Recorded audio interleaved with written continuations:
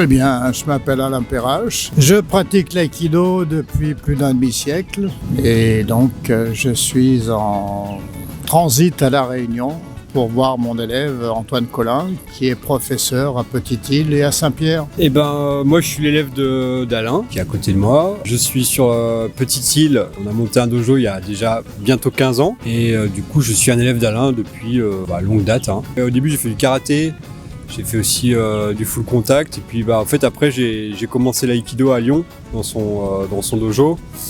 Et ça m'a beaucoup plu pour la cohérence de son enseignement, puis sa pédagogie. Et évidemment, l'aïkido traditionnel, c'est un art martial qui est vraiment incroyable et on le découvre chaque jour. Eh bien, l'aïkido est un art qui a été créé par le fondateur Morihei Ueshiba, qui voulait un budo parfait. C'est-à-dire, budo, ça veut dire voie pour arrêter l'épée, c'est-à-dire une self-défense, si vous voulez, d'une manière très globale. Et il a eu l'idée originale et géniale d'associer ses recherches métaphysiques et religieuses à une pratique physique. Ce qui fait que l'aïkido, contrairement aux sports martiaux, aux autres arts martiaux, eh bien, on a une pratique qui est cohérente à tous les niveaux, qui n'est pas simplement une gestuelle technique ou une chorégraphie vide de sens, mais l'application des principes traditionnels dans une pratique physique. Et c'est à la fois un art de vivre,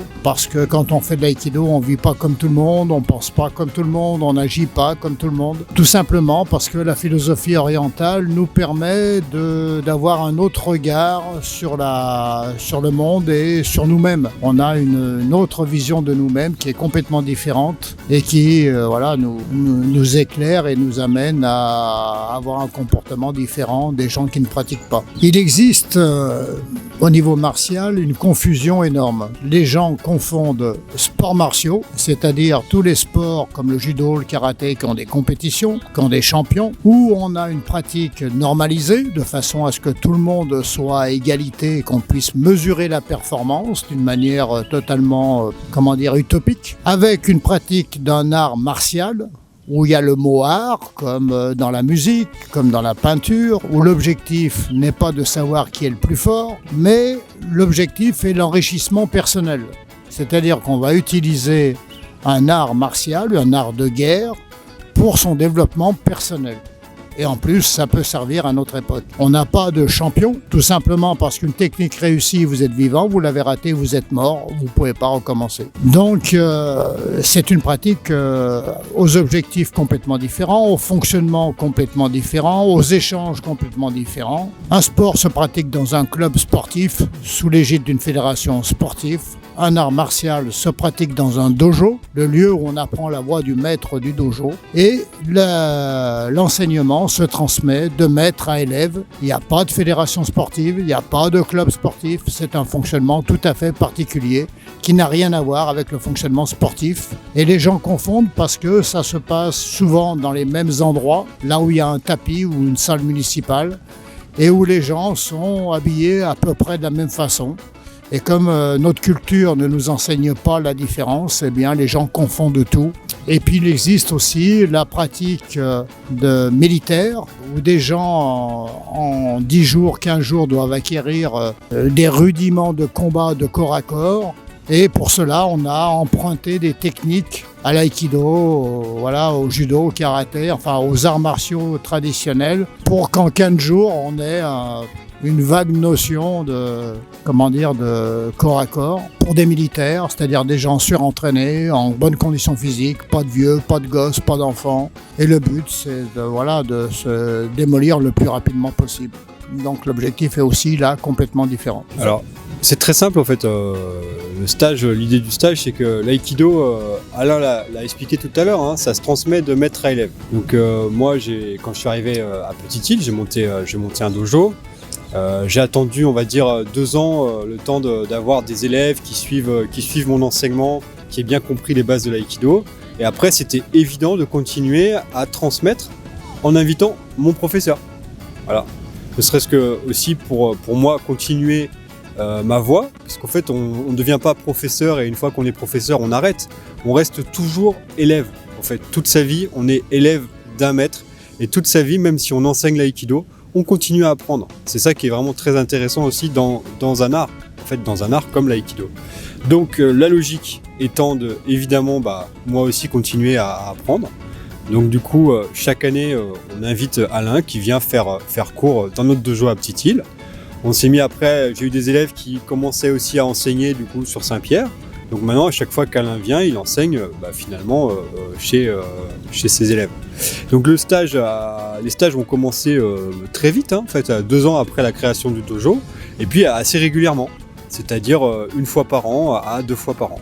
Après, il y a eu le Covid, donc là, pour le coup, on a été complètement stoppé. Nous, on a continué à pratiquer, puisque ça fait partie aussi d'un art martial, d'une voie martiale. C'est aussi la loyauté, c'est pas parce qu'on est en crise qu'on va tout arrêter, bien au contraire. C'est justement dans les cas de crise qu'on voit vraiment quelles sont les vraies valeurs d'un art martial. Donc nous, on a continué comme on a pu. Et puis là, on est très content cette année de réaccueillir Alain et de retrouver un fonctionnement normal qui est un stage, voire 2 stages comme ça par an.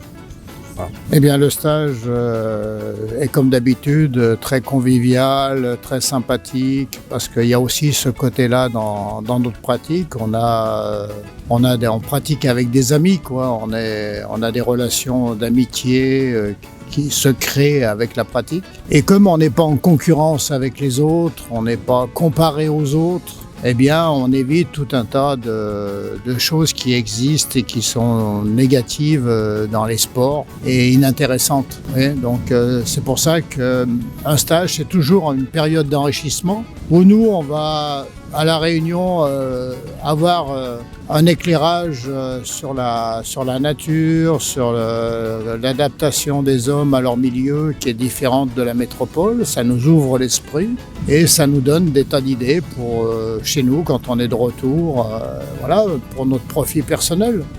C'est un échange, il n'y a pas des gens qui reçoivent et qui donnent rien. Au contraire, on reçoit, on donne en même temps et c'est ça qui est enrichissant dans la pratique de l'aïkido.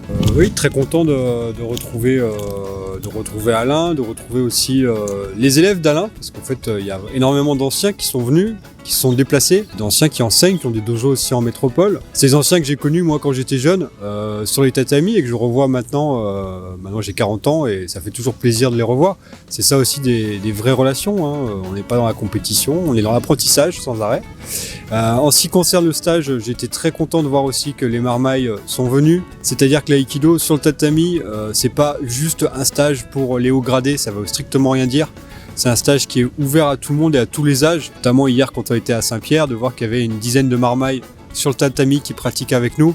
Ça aussi c'est chouette. De voir aussi qu'on a des débutants qui ont commencé il y a quelques mois à Petite-Île ou à Saint-Pierre, qui sont déjà avec nous en train de pratiquer. C'est ça aussi qui est vraiment pour moi à l'image de l'aïkido et c'est des valeurs qui sont chères. Et je suis content de les retrouver finalement chez nous à Petite-Île et dans nos dojos.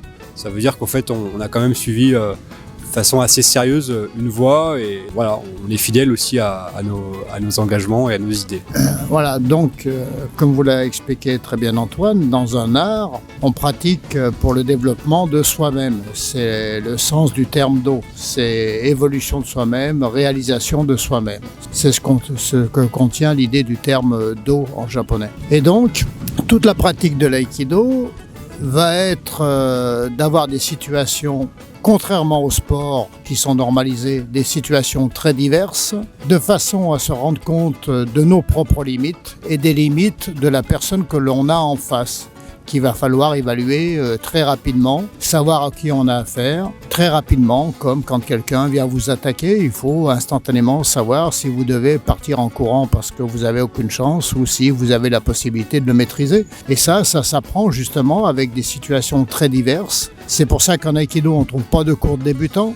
On ne trouve pas de cours de ceinture noire, de cours de professeur ou autre, parce que pour les orientaux, les choses semblables, c'est la mort et c'est la différence de potentiel qui crée la vie. Donc à partir du moment, et toute la pratique de l'aïkido, à partir du moment où vous avez quelqu'un qui connaît, qui transmet à quelqu'un qui connaît moins, vous avez une différence de potentiel, vous avez la vie. Quand vous avez des gens semblables, des profs ensemble, des débutants ensemble, c'est la mort et tout le monde s'enquiquine, quoi. Je veux dire, il n'y a rien qui peut se produire dans de telles circonstances. Vous voyez? Donc c'est ça l'intérêt. C'est pour ça qu'il n'y a pas de cours de débutants, qu'il n'y a pas de cours pour élèves avancés ou pas avancés. Chacun, en fonction de la personne qu'il a en face de lui, devra instantanément s'adapter, respecter ses limites et celles de la personne en face, de façon à ce qu'il n'y ait pas d'accident et de façon à ce que la pratique soit maîtrisée. C'est ça la maîtrise. C'est pas de défoncer le premier qui est en face parce qu'on n'en connaît pas les limites. Ça, c'est de l'incompétence. Voilà, c'est ça l'idée. Merci en tout cas. Merci à toi.